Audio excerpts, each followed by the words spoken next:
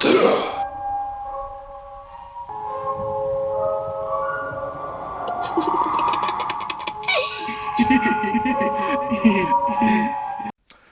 my loves, and welcome back to Strange Playgrounds. It's been a while, I know, things have slowed down on the channel a little bit. That's because of lots of different factors. I've been phenomenally ill over the last couple of weeks. I don't know whether it was COVID. I was testing negative consistently all the way through, and have tested negative every single time I've taken a test, whether it's an LFT or a PCR, so I don't know. But I have been very off colour indeed, to the point whereby I've even had days off work, which is so phenomenally rare for me. You wouldn't even believe. Don't know what it was, some weird kind of throat infection thing that just stole my voice. You'll probably still hear a little bit of it because it's not entirely gone away. I can still feel a little bit of it in the back of my throat. It's still a little swollen back there. I don't know, very peculiar indeed, but I have been out of commission. I haven't been able to do anything like this. I haven't been able to speak or get up off my sofa, so I do apologise about that. But one of the things I wanted to talk about is during the height of that condition, when I had a fever, when I was completely out of it, I watched a film that's currently available on Shudder called Mad Gods. And you may have heard of this one because it is making waves. It's ostensibly a horror film, although that does somewhat diminish it. It's not what you would think of, what most people would think of when that term is used. It's a stop-motion animation piece that is the most lurid, grotesque, beautiful, execrable nightmare you have ever come across. It is absolutely beautiful. This is my kind of storytelling. It is ragged, it is ambiguous, it's poetic. Much of its significance and import derives from imagery. So it's not the kind of there's no dialogue in it. So it's not the kind of film that you can sort of put on in the background and go and do something else. You have to watch it.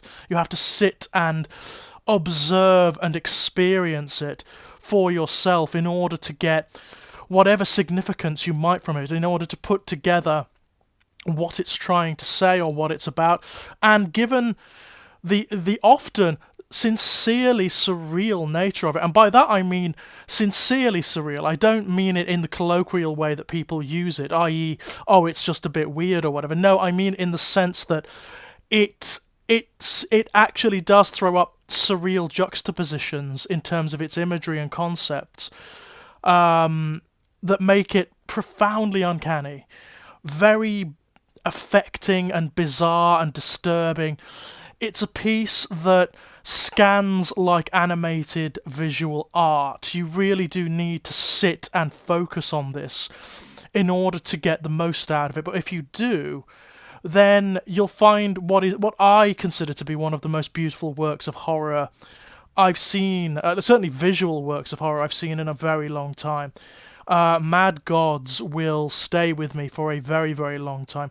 I mean, if for nothing else, in terms of just the imagery, this is stop-motion animation, bear in mind, so everything in this took painstaking months, not only to conceive and to block and to compose, but to shoot, right? And there are some of the most painterly artistic images and vistas in this film that I've ever seen in a horror film. It is stunning, it's arresting, and the imagery is so stark and so grotesque at times that it can't help but excite visceral emotion. It does that wonderful thing that I find really good horror often does, which is it bypasses intellect to a certain degree and goes straight for the visceral reaction, then utilizes that reaction to place the viewer in a state of suggestibility. it catches you off guard, it grosses you out, it disturbs you, it upsets you, and then starts to layer in imagery and concepts that are more meaningful than the initial visceral assault. It's really bloody clever. It is really phenomenally clever. I mean, one of the things I got from it is that it is obsessed with process. In every single shot, frame, and scene of this film, there is process underway. Sometimes it's industrial, sometimes it's surgical, sometimes it's alchemical or magical or metaphysical, but there is process occurring in every scene, in every sequence, in every set piece. And it's often process and systems that are portrayed with a keen eye towards their utter pointlessness. So one of the sequences, which is one of my favourites in the entire film, involves a landscape that is entirely industrial. It's like pieces of anatomy and flesh married in a sort of biomechanical manner to industrial engines and machines, and this seems to be like an entire layer of reality in the film. And the processes, the industrial processes that are portrayed, are realised in such painstaking detail, and yet also betrayed as being not only utterly pointless, there's no end product or purpose to these processes. They are just continuing mindlessly, it seems, without even any grand design or oversight. They are just occurring because they have to occur.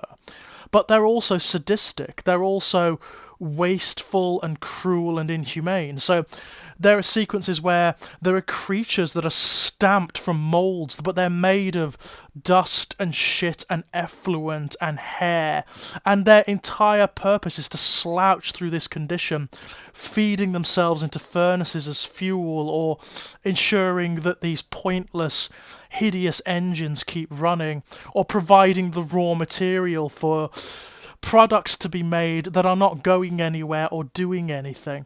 All the way through the sequence, these stamped out muckmen are tortured, mutilated, broken apart just by the processes occurring around them.